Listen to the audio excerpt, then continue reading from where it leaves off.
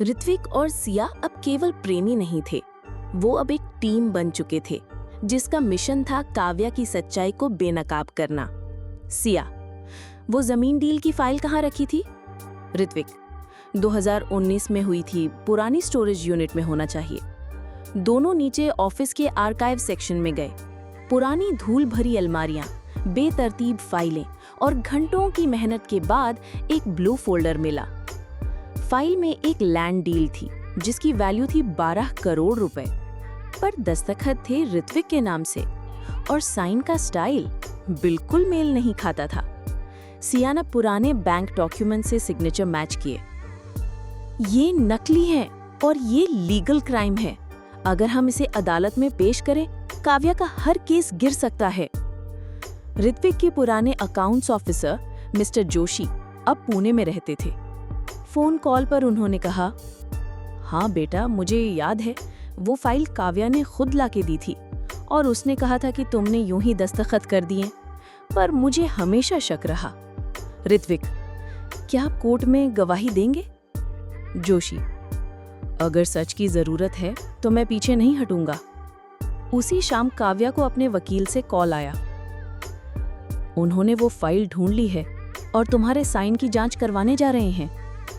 काव्या का चेहरा सफेद पड़ गया।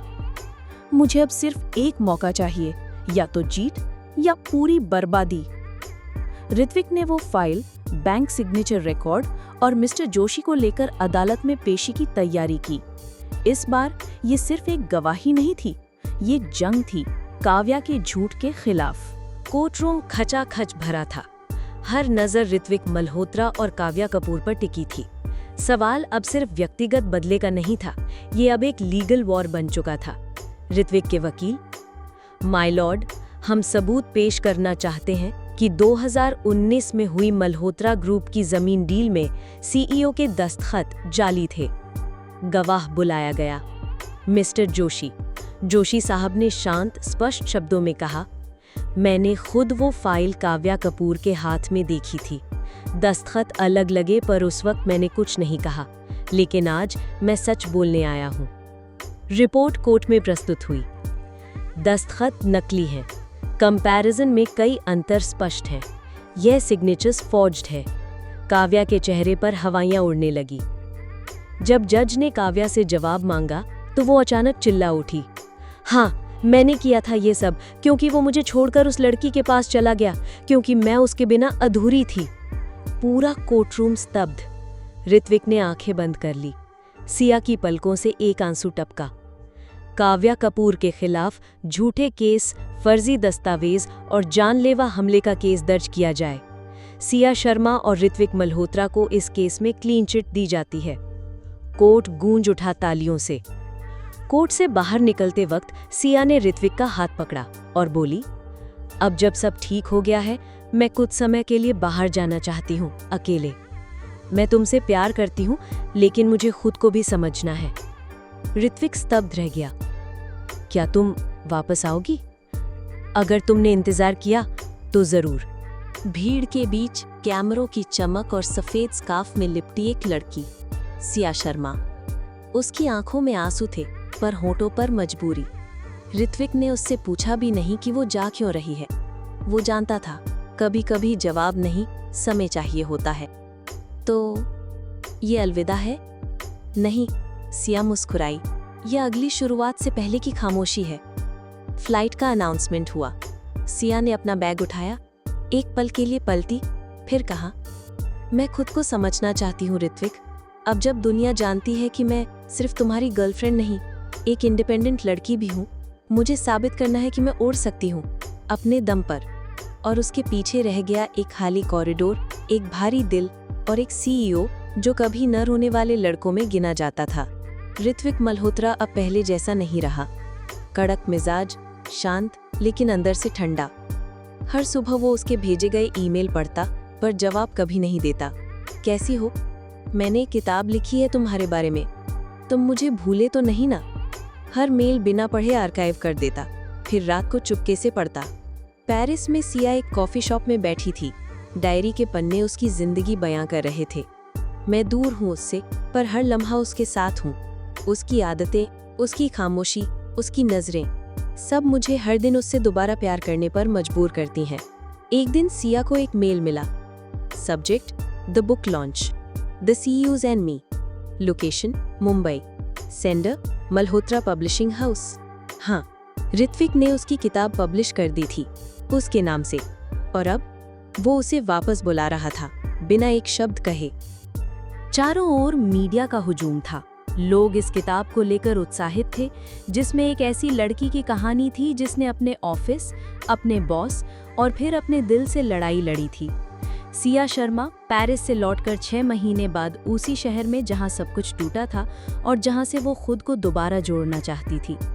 उसने सफेद कुर्ता पायजामा पहना था, बाल खुले, आंखों में हल्की थकान पर चेहरे पर वही आत्मविश्वास। मंच पर जाते हुए उसकी नज़र दूर खड़े ऋत्विक पर पड़ी। वो ब्लैक सूट में था, पर उसकी आंखें वही पुरानी थी, चुप पर सब कह देने वाली। सिया ने मंच पर माइक संभाला। जब मैंने ये किताब लिखी तब मैं उससे नफरत करती थी, पर फिर मैंने देखा कि नफरत भी प्यार की एक शक्ल हो सकती है। ये किताब सिर्फ एक ऑफिस लव स्टोरी नहीं है, ये उस लड़की की कहानी है जिसने अपने लिए खड़े होना सीखा, और उस लड़के की जो अपनी खामोशियों में मोहब्बत छुपाए बैठा था। तालियों की गूंज में सिया की आंखें सीधे ऋत्विक पर टिक गई। ऋत्विक ने कहा, किताब अच्छी लिखी है। सिया ने कहा, तुम्हारी लाइफ से इंस्पिरेशन जो लिया है। ऋत्विक ने कहा, तो क्या अब लौट आई हो हमेशा के लिए? सिया ने कहा, नहीं पता, क्या तुमने इंतजार किया?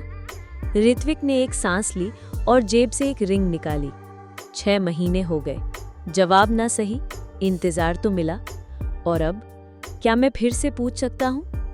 सिया कुछ पल चुप रही, फिर मुस्कुराई। एक शर्त है। क्या? अब मैं तुम्हारी दुश्मन नहीं, पार्टनर बनकर तुम्हारे साथ चलना चाहती हूँ, बराबरी में। ऋत्विक ने उसका हाथ थामा। CEO की दुश्मन अब CEO की हमसफर थी। 6 महीने की दूरी और मोहब्बत की वापसी के बाद अब सिया और ऋत्विक पहली बार साथ काम करने जा रहे थे, इस बार एक टीम की तरह। बोर्डरूम की मीटिंग में ऋत्विक ने सबके सामने घोषणा की, मैं मल्होत्रा ग्रुप की नई chief operating officer miss Siya Sharma का स्वागत करता हूँ। कुछ तालियां बजीं, कुछ आंखें उठीं और कुछ चेहरों पर हल्की जलन भी थी। खासकर एक चेहरा, रिया मेहरा, ह्यूमन रिसोर्स हेड। रिया पिछले 5 साल से मल्होत्रा ग्रुप में थी, कई बार प्रमोशन की उम्मीद की थी, और अब जब CEO की प्रेमिका सीधे CEO बन गई, उसे ये बात खटक रही थी। रिया सोचती है, इश्क और पावर साथ नहीं चलते, अब गेम मैं खेलूंगी, मिस सिया शर्मा। सिया ने आते ही एक इनोवेटिव आइडिया रखा, एक डिजिटल ट्रांजिशन प्रोजेक्ट जिससे कंपनी के सारे डिपार्टमेंट्स AI सपोर्टेड ऑटोमेशन पर शिफ्ट होंगे। बोर्ड के कुछ मेंबर्स उत्साहित थे, पर रिया ने सवाल उठाया, इतना बड़ा बदलाव बिना फील्ड टेस्ट के? क्या ये CEO की पर्सनल पसंद है या CEO की प्रोफेशनल सोच? सन्नाटा। सिया ने मुस्कुराकर जवाब दिया, ये एक प्रोफेशनल का प्रोफेशनल फैसला है जो कंपनी के फ्यूचर को देखते हुए लिया गया है, और अगर आप चाहें मैं पायलट प्रोजेक्ट से शुरू करने को तैयार हूँ। कमरा तालियों से गूंज गया, पर रिया की आंखों में सिर्फ आग थी। सिया, रिया, वो आसानी से नहीं मानेगी। ऋत्विक, तुम CEO हो, मेरी नहीं, कंपनी की जिम्मेदारी तुम्हारे पास है, उससे डरो मत, बस अपना काम करो, मैं हूँ तुम्हारे साथ। सिया ने गहराई से देखा, कभी कभी तुम्हारे साथ होने की वजह से ही लोग मुझे कमजोर समझ लेते हैं। ऋत्विक, तो उन्हें अपनी ताकत दिखा दो। पिछला 24 घंटे में ऑफिस की हवा में कुछ बदला सा था। कॉरिडोर में हल्की हल्की बातें, कुर्सियों पर झुकी हुई फुसफुसाहटें, कॉफी मशीन के पास उठते सवाल। CEO सिर्फ CEO की गर्लफ्रेंड है, प्रमोशन प्यार से मिला है, काबिलियत से नहीं। रिया मेहरा को मिलना चाहिए था वो पोस्ट। रिया मेहरा ने प्लान बना लिया था। उसने तुषार, एक सीनियर डेटा एनालिस्ट को बुलाया जो कंपनी में 8 साल से काम कर रहा था, पर प्रमोशन ना मिलने से नाराज था। तुम्हारा नाम मैं CEO के लिए रेकमेंड करने वाली थी, लेकिन सिया शर्मा CEO की गर्लफ्रेंड है। रिया ने मुस्कुराकर सिर हिलाया। वक्त बदलने दो, शायद अगली बार नाम तुम्हारा हो, अगर तुम समझदारी दिखाओ तो। बुधवार सुबह बोर्ड मीटिंग में तुषार ने सिया पर गंभीर आरोप लगा दिया। CEO ने डिजिटल ट्रांजिशन प्रोजेक्ट में मेरी टीम को बिना प्रॉपर प्लानिंग के शामिल किया। डेटा लीक का खतरा है और ये सब जल्दबाजी सिर्फ खुद को साबित करने की कोशिश लगती है। कमरे में सन्नाटा। सभी बोर्ड मेंबर सिया की तरफ देखने लगे। सिया कुछ देर चुप रही, फिर बहुत शांत आवाज में बोली, तुषार प्रोजेक्ट की सारी मेल्स, कॉल रिकॉर्ड्स और मीटिंग मिनट्स बोर्ड को भेजी जाएंगी। मैंने कोई फैसला अकेले नहीं लिया था। तुम्हारी टीम को 2 बार इन्वॉल्व किया गया था। उसने लैपटॉप से एक स्क्रीन शेयर किया जिसमें सबूत थे। मीटिंग में तुषार की हामी, उसकी रिपोर्ट और बातचीत। रिया का चेहरा उतर गया। अब तक शांत बैठे ऋत्विक बोले, मुझे सीओओ की पर्सनल जिंदगी से कोई फर्क नहीं पड़ता। फर्क पड़ता है तो प्रोफेशनलिज्म से, और सिया शर्मा ने अभी वो दिखा दिया। तालियां नहीं बजी, पर बहुत से चेहरों पर झुकाव साफ दिखा। सिया अकेली बैठी थी। आसमान में तारे कम थे, पर उसका मन भारी था। ऋत्विक उसके पास आया बिना कुछ कहे।